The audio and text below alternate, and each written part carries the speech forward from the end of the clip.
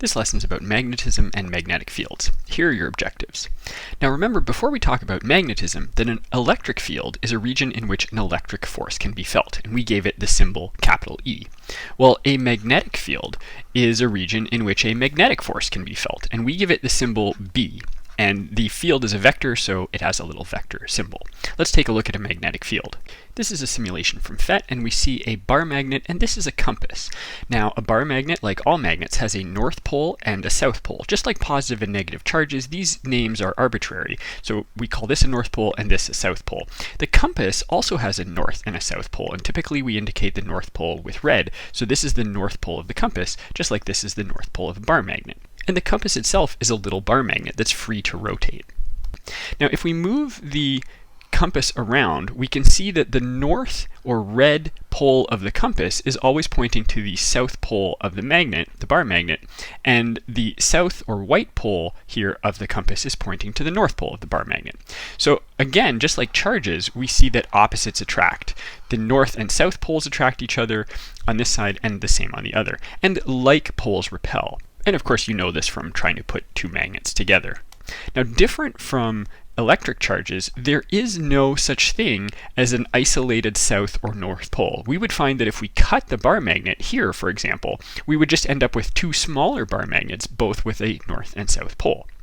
Similarly to the situation with electric fields, we can use this compass to map out the magnetic field around the bar magnet, and we define the direction of the magnetic field as the direction in which the north pole of a compass would be pointing. So here, the magnetic field is pointing up and to the left, whereas over here, it's pointing directly to the right. Now, if I show you the field with lots of little compasses, again, these are lots of little compasses, that's indicating the direction of the field in all of these places. Now, the simulation is indicating the strength of the field by the brightness of the little compass markers, but we typically would draw field lines and indicate the strength of the field by how close the field lines are together.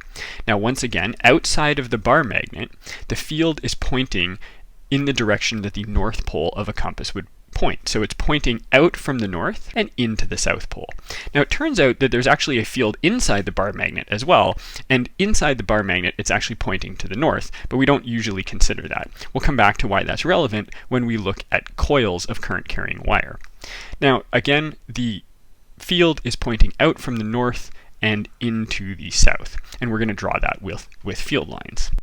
So we said that there are two poles, north and south, and that opposite poles attract, and like poles repel, similar to the electric situation. But different from the electric situation, we said that you can never get an isolated north or south pole. Breaking this bar magnet would just give you a smaller bar magnet with its own north and south pole. We also said that the direction of a magnetic field is defined as the direction in which the north pole of a compass will point. So here, if we were to put a little compass over here, we would see that the north pole would point out in that direction. And we could move that around and map out the electric field. We also said that similar to electric field lines, we're going to draw magnetic field lines closer when we are trying to indicate a stronger field. So closer to the poles, for example, the magnetic field lines will be closer together. By the way, you might have seen a demonstration of something like this earlier on in your education using iron filings scattered around a bar magnet. That's a common demonstration. So the magnetic field lines will point out from the north pole and into the south pole. So I'm going to draw them like that. And remember that they actually extend through the center of the bar magnet. They point in the direction the north pole of a compass would point, so they're pointing in this direction. And we could draw another one, trying to draw it symmetrically, like that, and extending through here as well. And we put arrows on like so. We could draw them closer to the bar magnet to indicate that the magnetic field is stronger. And again, they're going to point out from the north and into the south pole, and they actually extend into the bar magnet like that.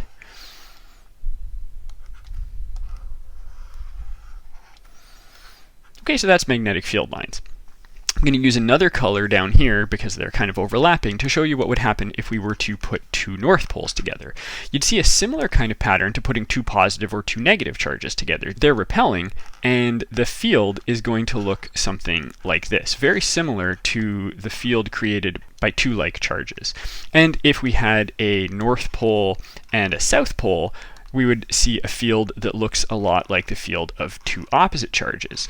The field points in the direction that the north pole of a compass would point, so it's going to look like that, pointing from north to south. Okay, so these illustrate what the magnetic field between two bar magnets that you're trying to push together look like if they have like poles and opposite poles. Now let's think about the Earth, because the Earth itself has a magnetic field and it can be a little confusing to think about. So here we're back in the same simulation and we see the Earth and we see a compass. And of course, we use compasses in navigation because the north pole of a compass points towards the north geographic pole of the Earth. But given that we've said that opposite poles attract, that means that the north geographic pole of the Earth must be a south magnetic pole. And you see that illustrated here. So the north geographic pole of the Earth is a south magnetic pole, and that's why it attracts the north pole of a compass. And you can see here that the Earth operates like a giant bar magnet, and we can see the magnetic field around it. Now the simulation showed the Earth, which I'm indicating as this circle here, having the south magnetic pole right at the north geographic pole, but it's actually tilted a little bit, so it's more like this. They don't actually line up completely, and so the north magnetic pole is down here, and this is the south magnetic pole. So the geographic north pole is actually close to a magnetic south pole. And you can draw field lines around this as well, and they might look something like this. I've tried to draw them closer together at the poles to indicate a stronger field.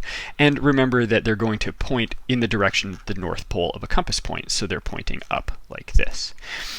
Now, where do these magnetic fields and these magnetic forces come from? Well, remember that electric fields and electric forces come from charges and they act on charges. So if we had a region of space that was just a vacuum and then we put a positive charge there, we would now get a region around it, which we would call a field, where if we were to drop another positive charge into it, it would feel a positive force outwards. So electric fields and electric forces arise from charges and they act on charges. It turns out that magnetic fields and magnetic forces arise from moving charges and act on moving charges.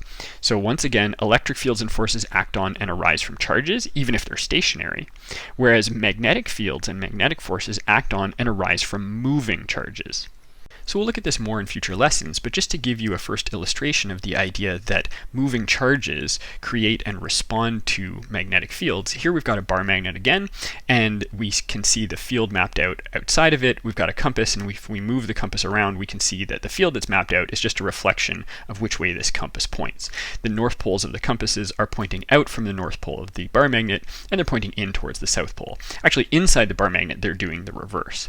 Now here what I have is a 10-volt cell connected to a wire, and it's running a current through this wire, and we can see that the current running through the wire, the moving charges in the wire, are giving rise to a magnetic field around it. So that magnetic field is a result of the moving charges in the wire. And in fact, if I were to go back and forth between these two, you can see that the magnetic field looks very similar. Here, the red north poles of the compasses are pointing to the right, and the north pole of this compass is pointing to the right, just like over here. And so what we've effectively got is the same phenomenon happening here as here. The bar magnet and this coil of wire are giving rise to magnetic fields in the same way, illustrating that it's moving charges here that are giving rise to this magnetic field. Now you might ask, where are the moving charges here? And it turns out that it actually has to do with the electron motion inside the bar magnet. That's what's giving rise to this magnetic field. It's still about moving charges. So that's an introduction to magnetism and magnetic fields.